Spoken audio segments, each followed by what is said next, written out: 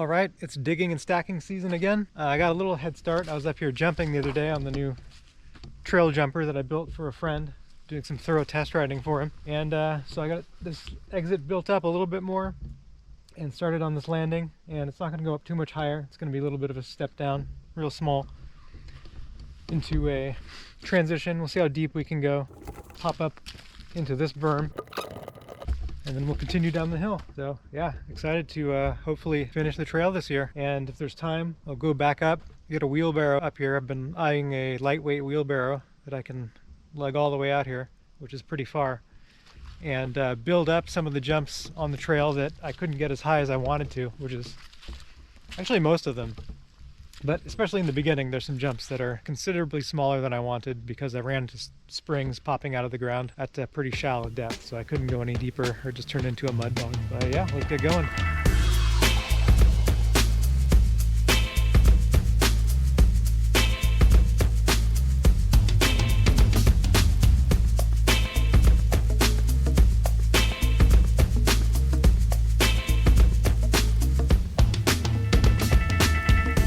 Okay, I got this transition carved out, and it's just a little skipper. In fact, it's a whole series of little skippers in this beginning of the steep section. 1, 2, 3, and 4. And that's just to kind of reset and let your arms and legs rest from all the faster jumps up top before we get into increasingly bigger jumps further down from here.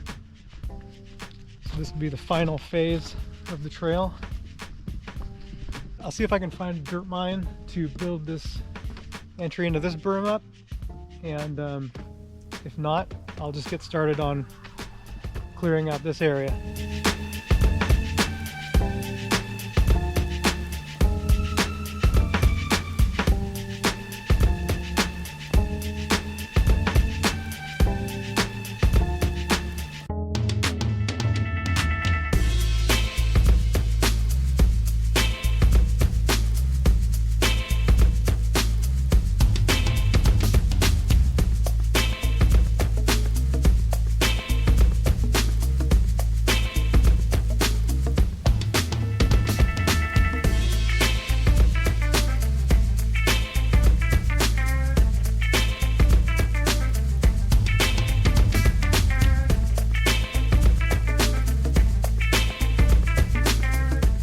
I got this exploratory trench dug out to see what's under here and see if there are any huge roots or rocks, and there was a really big rock that I managed to roll down.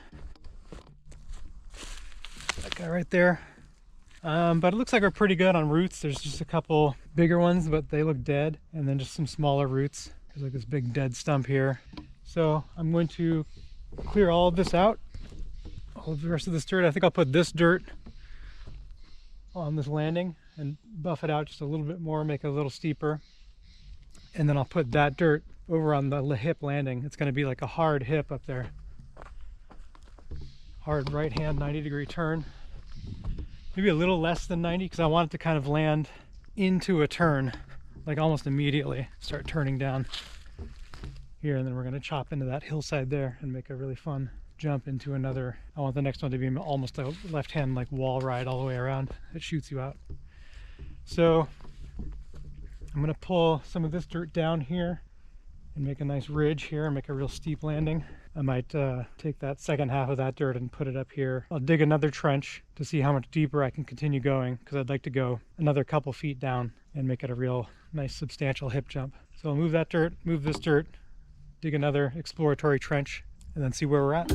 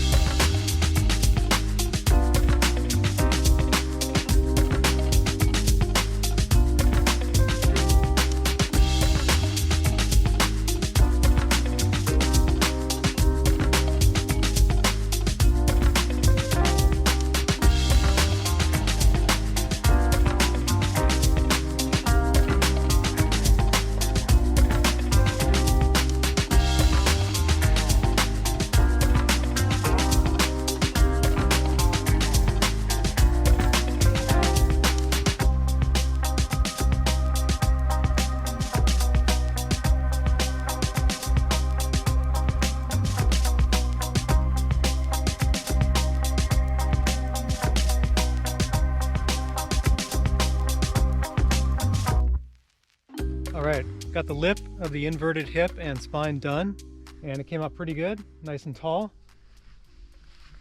So now we're going to move on to the landing. We've got it piled up pretty good. I think that looks nice. And I'm going to have to, for the spine section, I'm going to have to dig some boulders that I put there before when I didn't quite know how this was going to space out. I ended up just building the lip back quite a bit. So I'll have to get some of those boulders out and then pull some ferns and then just start pulling the organic material out down the hill and then start carving down into the hillside and make this a real tight G-force turn that you're diving into. Another thing that I got was a lightweight, stable two-wheel wheelbarrow, and I'm real happy with this. It's exactly what I was looking for. So this is going to be great. Even though it's small, it's going to be more than I could carry in buckets and be much more efficient than both the shovel and the buckets for getting dirt, mining dirt from further away to build up jumps that I want to make bigger.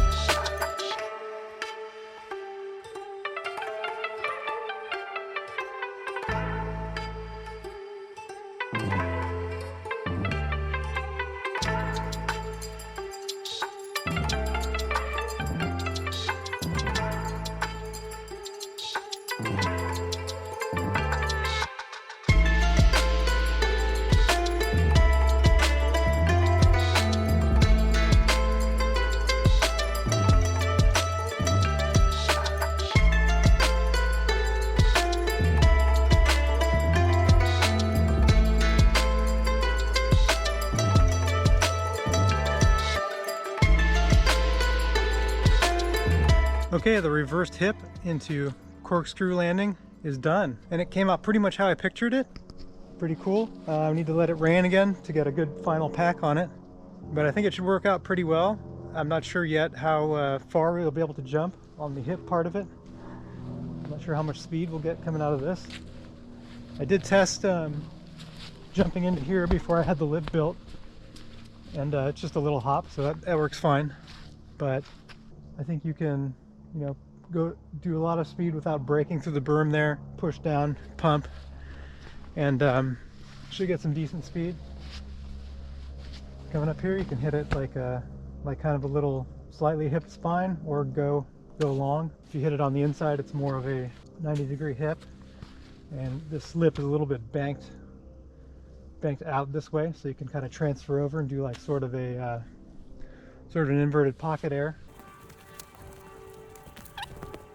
But wherever you land, this berm should catch you pretty good. And then next it's going to dive down here into a transition that launches you directly into a left-hand berm. So I'm going to excavate all this dirt here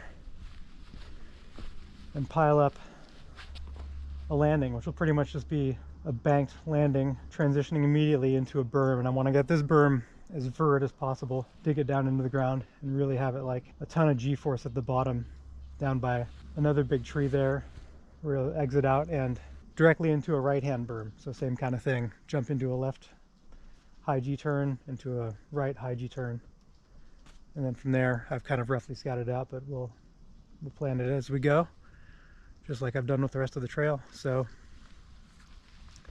we'll get going on this next time.